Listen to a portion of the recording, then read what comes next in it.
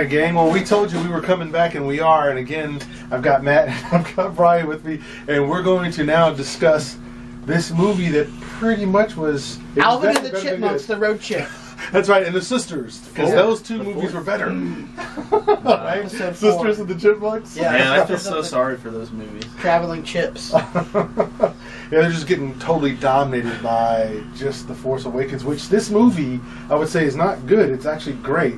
Yeah. And because it was great, we got to talk about it, because there was also a lot of questions. And I think probably more questions than there were answers after you saw this, or kind of tell me where you guys are. I can't with stop this. thinking about it, so I'm happy to finally talk about it. Yeah. Oh, this is going to be great. So more questions than answers? Is that what you said? That's yes. kind of trademark of a J.J. Abrams production. Correct. I don't know. I got a lot of answers. Yeah, give me a big one. Give me an answer that you got out of this. Well, first of all, we can spoil stuff, or yes, okay. We're going to call this spoilerific right now. Spoiler heavy. After all the speculation and trying to where's Luke in the poster? He's not in the trailer and all this stuff. The first thing you read in the crawl is like, Luke Skywalker. We're looking for Luke Skywalker. Luke Skywalker has disappeared. That's what this movie's about. Okay, and it was just so crazy to see that crawl. It just like I thought the same thing. All of a sudden, they just went for it. All right of a sudden, out it's the like boom, just jumps you all the way into it. Right? No setup needed. You're just like in there. And after waiting for so long, right, to know what the story is, it's like, here's the plot. One sentence. Oh, that's a lot to take at once. That really is kind of the whole plot, too, in one sentence. Yeah, it was great. Yeah, I thought it was incredible. And, of course, some of the biggest things that people are saying right now online is they're saying that they borrowed too much from A New Hope. I don't think so. I think they borrowed enough, but then they also put their own twist on it as well. Here's what Didn't you think? Here's what I think about the borrowing. I think that you borrow and it helps it establishes it within the canon, right? There's continuity by doing some of that stuff, and it makes a universe that we're very familiar with. Yeah. It legitimizes this new template that JJ's made. So I don't really feel like there's anything unscrupulous about doing that. I think we enjoyed it more that way. What do you think? About what you think? The borrowing, I think there was a lot of. If you say it the way I want to say it, it sounds mean. I don't mean it, but it sounds a little like pandering. But I don't. It just felt like he did a lot of things. Like, you didn't have to do that, man. He did it to make us happy because he thought that's what we. Well, it is what we want to see. I don't know. I'm not critical of it, but there was a lot of stuff. It's like, man, you didn't have to do that. Like when he's like going like that, the lightsaber in the snow, and you see the lightsaber start to shake in the snow. You're like, I don't know, because now that I describe it, I like it. So, I liked it. Yeah, I guess it was cool. There was a lot of it, more than you would think. But I think he just did it to make us happy. Like I think he's like, that's what they want, trying to give them what they want. So an example of what I was talking about, though, is like seeing the turned over at I love that and the old. Are you saying you don't like it? No, I do like it, but I'm saying that's what put us. Decades have passed, right? The technology's advanced a little bit, but it still feels familiar. But then to see the stuff that we grew up with that are very familiar, iconic and everything, actually in the same universe, that's where I think that borrowing and pulling that stuff in, well, you make it iconic in new ways, because to me the Star Destroyer is one of the most iconic things, especially from The New Hope. And now it's a whole new iconic thing, seeing it in that sand. Right? Yeah. So you took something that was iconic for this, and now it's iconic for this, and it's literally the same thing. Yeah, it's a perfect blend of the old and the new with the old. Because one of the things that I thought could be a problem, but it wasn't, was how do you get the old characters in without their performances kind of dominating the new kids, and how do you get it to where the new kids don't completely dominate having Han Solo there, because we don't want them to just be an add-on, but they found a way to do that well. I thought this movie really, the pacing was good, but I'll say the biggest culprit to this movie, was what also was great about it, which is, to me, the pacing was so fast that when there was moments of heavy weight, emotional weight, you didn't feel it because you were off to the next jump scene, which... Spoiler, of course, when Han Solo died, I thought that was the moment, especially when Kylo Ren said, thank you, because I needed to do this to get rid of you and all that. Chewie was the only one who had the right response to it. He freaked out and he shot, but then my question to him was, why did you just shoot once? Kylo Ren's out on a skiff, if you will.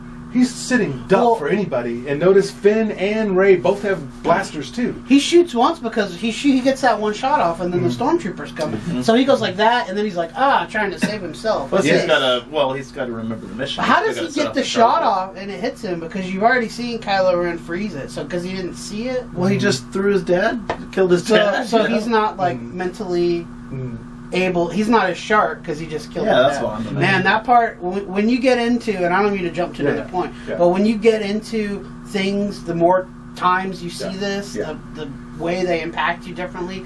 The second time when Kylo Ren comes up to him and he's like, Ben, he says something like, take the mask off or something, and he drops the mask and it falls like 1,000,000 pounds onto the ground, and he's like, I'm being torn apart inside, and I know what I have to do, but I don't know if I'm strong enough to do. Now that you, having seen it one time, you know what he's talking about.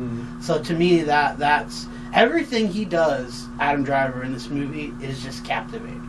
Yeah, no, every it's time totally good. Every it's single totally line good. is. But see, here's the only thing about that Chewbacca scene. Because see, if that's your man, and remember the life debt Chewie has to Han Solo, and he dies, you don't just fire once. You shoot a couple of stormtroopers, but then you get to cover. Because remember, he stays on that skiff. He doesn't take off.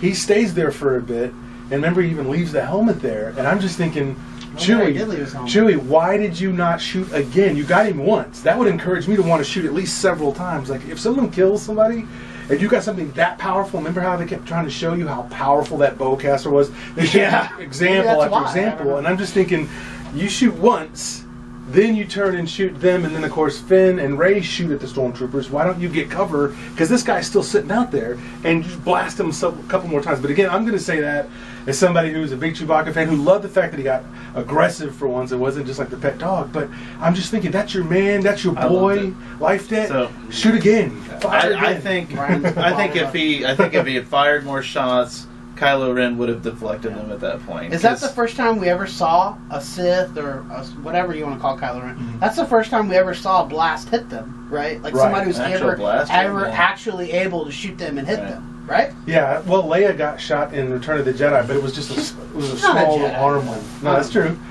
Well, we see the Jedis. I'm saying like a Sith. Like you see them shoot Darth Vader.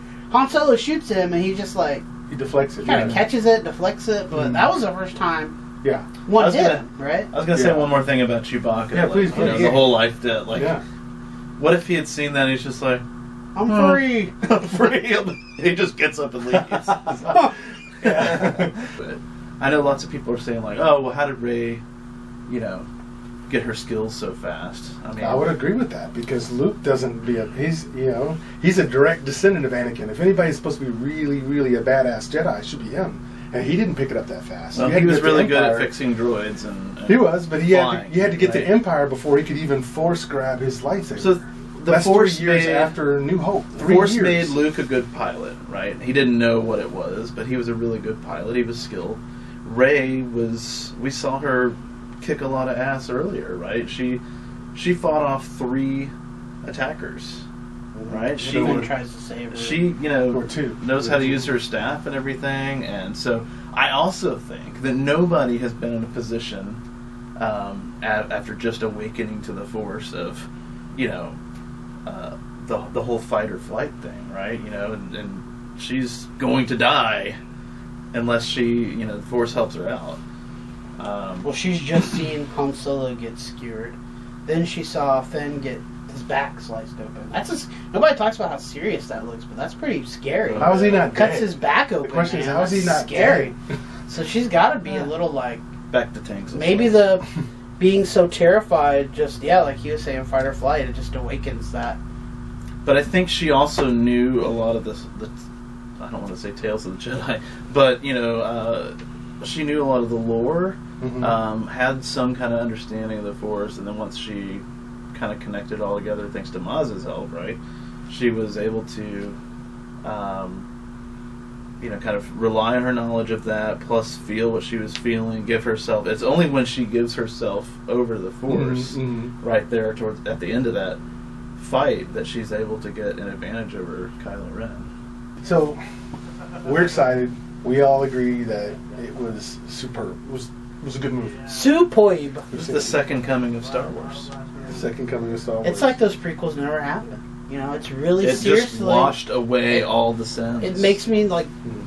I feel like I hadn't seen Star Wars since Return of the Jedi. Yeah. And now I've seen Star Wars again. I feel like those movies. I feel like it's like when they make a TV show based on a movie, and it's like, yeah, that is technically that, but Or like the Sci-Fi Channel does their version of Dune. yeah, I'm just trying to think of something like that it would have like not Agents of Shield, but something to where it's like, yeah, but that doesn't really like this was the first time I felt like I was back in a galaxy far, far away. I had during the first showing that I saw of it, I was just like, You were the whole time, Brian. Well, him mostly, but we were both just. I was like, my hand over my mouth, like the whole time, and I kept thinking to myself, if this isn't Star Wars, I don't know what is. Yeah, right? no, This is Star Wars. It's definitely Star Wars, and I do like the joke to the prequels where Kylo tells Hux, Oh, the clone. he says, "Oh, we need to get a clone army in order to do this," and he turns around and gets all flashes about it. I love when Kylo looks over at Hux, like after they just talked to Snood. What's your favorite scene in the movie, you guys? My favorite scene?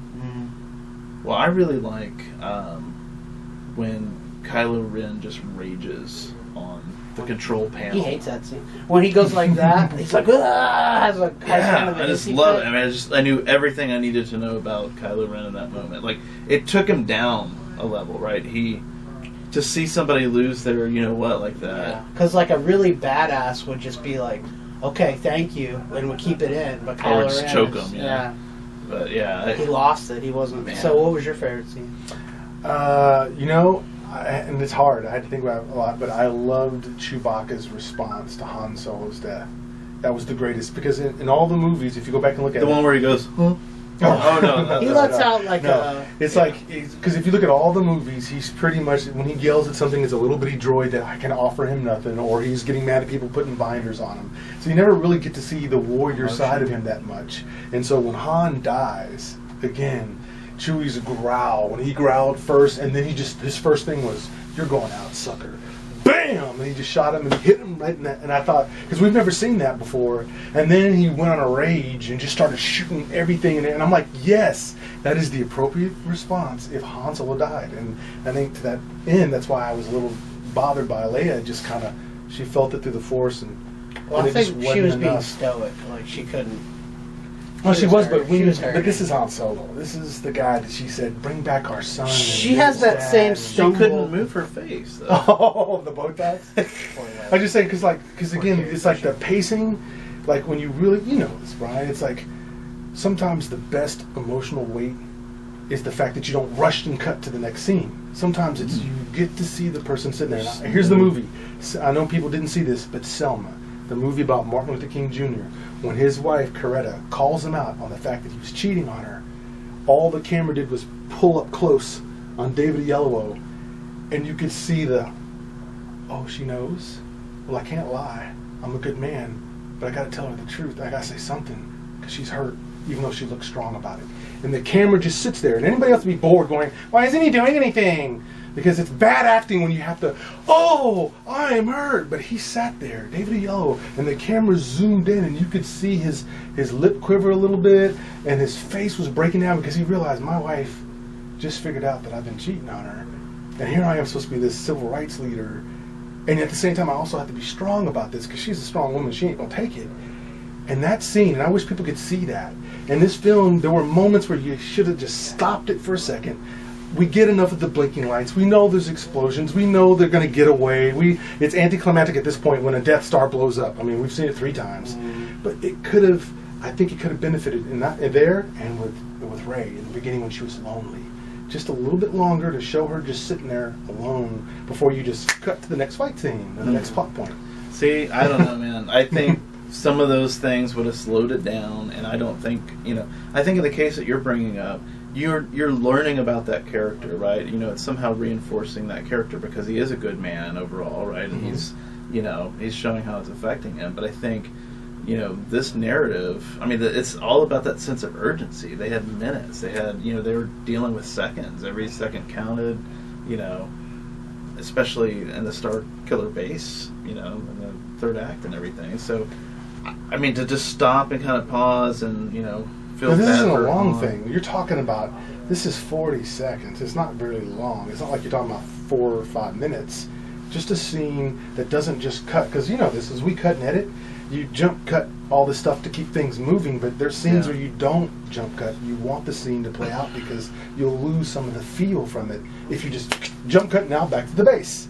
It loses some of its grip, like Empire Strikes Back, when he's telling him to grab the lightsaber, you know, and he's sitting there, and he looks, then he looks back, and then they show Darth Vader, and Darth Vader's looking at the Emperor, and he's looking back at Luke, and then they cut, and then they come back. And I mean, that was the deal. I mean, that sold that scene. Otherwise, you could just intercut back to all the stuff, which they did, but they at least let it hang. Well, that was building up the tension, right? And it's Yeah. tightening the rubber band till it pops. And again, if that's what you're trying to do in a scene, I think it totally makes sense. I mean, JJ was trying to tell a 3 or 4 hour story in, you know, under 2.5 hours. I really liked the pacing. I never felt bored. I never felt in want of something. Yeah, it's, you know, nice to go back and visit those places, but that's why I'll go see it again. You know, I just, the editing I did not have an issue with. I get your point. I liked it. What do you really think, liked. About which thing? about the pacing. The pacing of the movie? I'm not as versed in it as you guys. I wouldn't. I think that certainly you have a point, but I just don't know if this movie you can have the moments like Selma and things like. It's just, I don't know. Maybe it's a kind of movie or something. In the original trilogy, there's definitely scenes that just kind of you just kind of get stuck in mud for a while.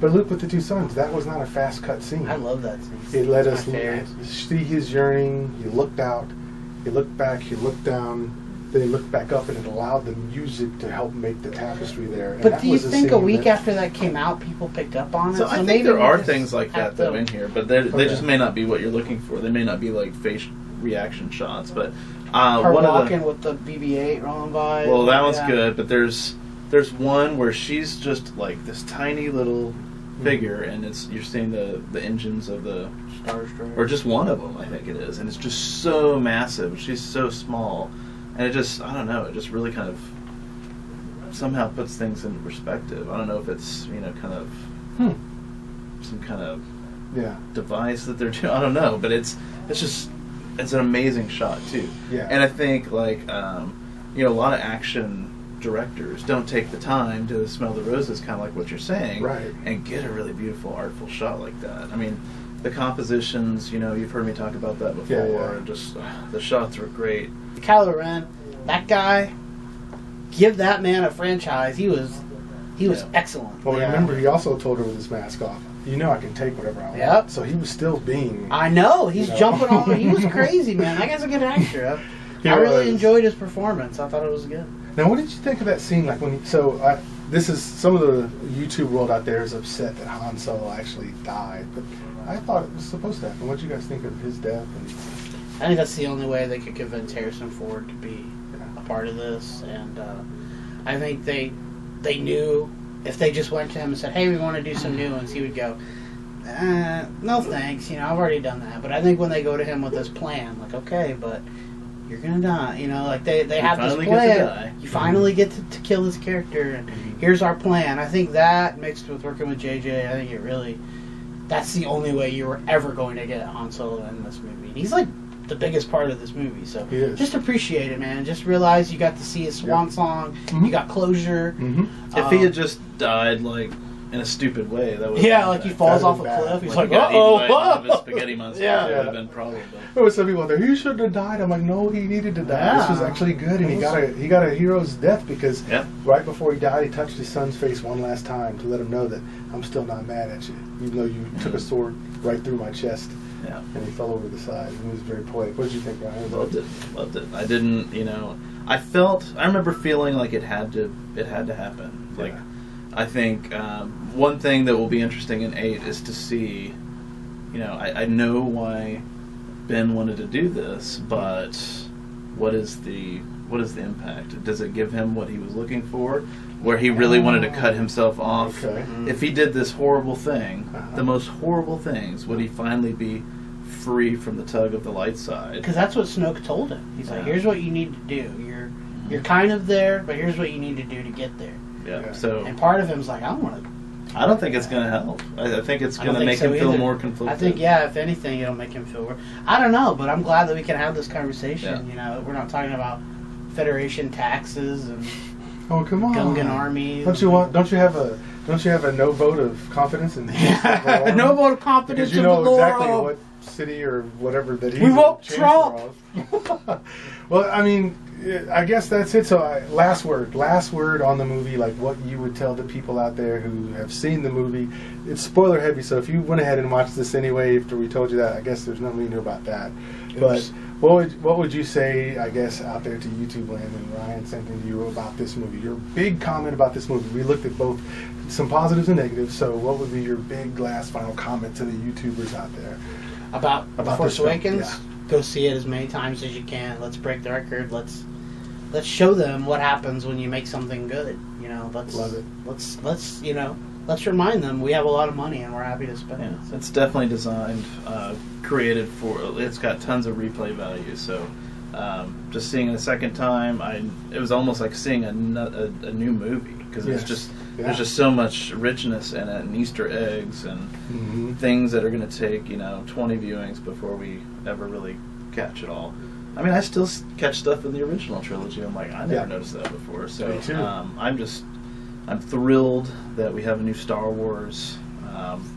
So much is ahead of us. Yes, it's not like something's winding down or making us sad like if the prequels. This is a really exciting time. It is. I mean, a whole new chapter for me as a fan has been awakened, and it's awakened. I like it. Yes.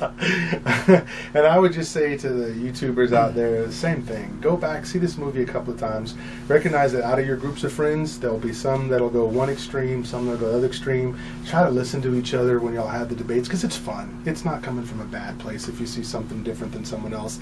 Don't hate on someone like we kind of did with some people with the prequels. But I think we could say that this movie now, because of its ubiquitous pull to making you like this film, I think that the 8 and 9-year-olds now are going to love it just as much as we did when we saw it in the 70s the first time, and I think you in the 80s, right? Mm-hmm. Yeah, so just enjoy the film. It's going to be fun, and if you see it more than 5 times, let me know, because then I'll go to the theater just so I can top you. No, I'm just kidding. Anyway, we're out. We're at Lost Toys. Once again, this is the famed Star Wars room. You need to come see these guys. They'll hook you up. If not, go online, go on Facebook. That's where you can find Lost Toys. This is Brian, my man, and this is also Matt, and we'll see you guys the next time. Next time.